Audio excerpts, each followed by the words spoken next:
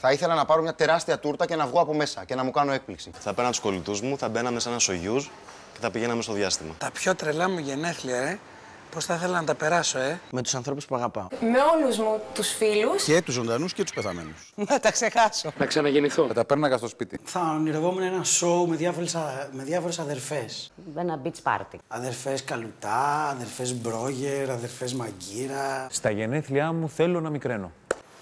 Αδερφές Τατά. Απλά, ήσυχα. Με 2 φιλαράκια, κουβεντούλα, καφεδάκι, καμιά ταινιούλα, Κουροσάβα, Γκούντι Άλεν.